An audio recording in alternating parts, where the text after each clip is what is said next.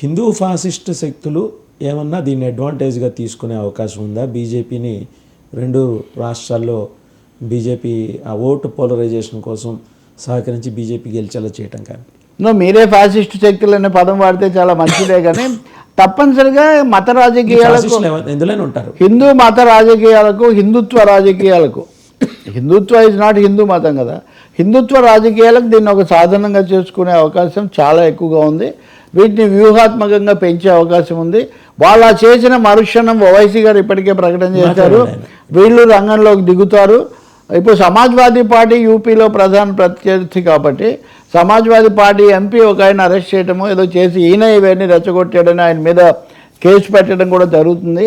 కానీ కీలకమైన వైరుధ్యం యోగి ఆదిత్యనాథ్ నరేంద్ర మోదీ గారి మధ్యలోనే ఉంది. ఆదిత్యనాథ్ రేపు పొద్దున రంగంలో కీలకమైన ఏకైక ప్రత్యామ్నాయ, అంటే నిజానికి పవన్ కళ్యాణ్ వర్సెస్ యోగి ఆదిత్యనాథ్ అనాలి.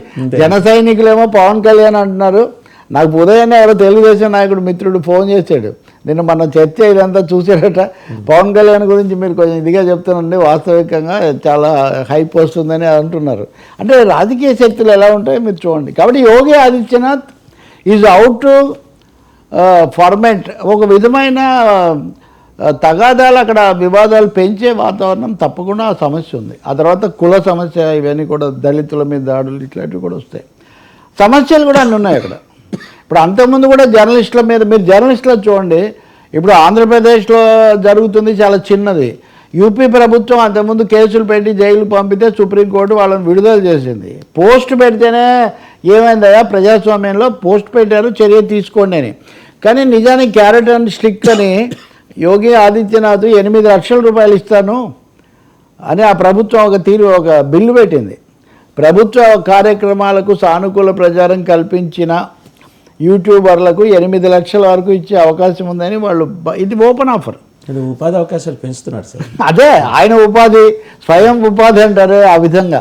కాబట్టి ఈ క్రమంలో సంబాల్ అనేది వచ్చింది. కలికాలం కదా, కలికాలంలో కలికి ఎక్కడైనా పుట్టొచ్చు, ఎక్కడైనా అన్ని చోట్ల కలికాలమే. కాబట్టి కలిని నమ్ముతారా సార్? ఏది కమ్యూనిస్టులు కలిని నమ్ముతారా?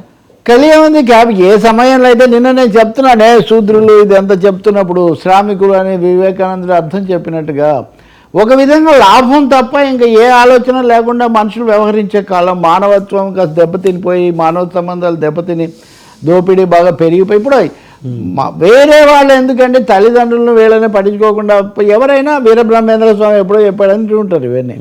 అందుకని కల్కి చెప్పాడా, వస్తాడా, వీరబ్రహ్మేంద్ర స్వామి చెప్పాడా, లేదా నోస్ట్రాడామ్ చెప్పాడా, ఏం చెప్పినా ఒక ఇన్హ్యూమన్ ఎరా అనేది నడుస్తుంది అనేది అందరూ అనుకుంటున్నారు కదా. దానికి ఎవరైనా ఏ పేరైనా పెట్టుకోవచ్చు. నమ్మకం పూనకంగా మారితే తర్వాత పరిస్థితి ఎలా ఉంటుంది అనేది ఇది చాలా ఇది అందుకని ఇది ఇంకా పెంచకుండా కూడా చూసుకోవాలి సినిమాలు కూడా.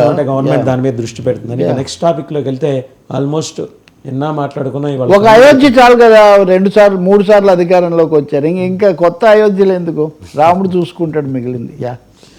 రాముడు రిలాక్స్ అవుతున్నారు, అందుకని ఇప్పుడు శివుడిని అది కూడా అది. అండ్ నిజానికి శివుడిని రీప్లేస్ చేసిన తర్వాతే వైష్ణవము ఇదంతా, ఇది ఇంకో చర్చ. మళ్ళీ దాంట్లోకి వెళ్తే మళ్ళీ అదో గొడవ.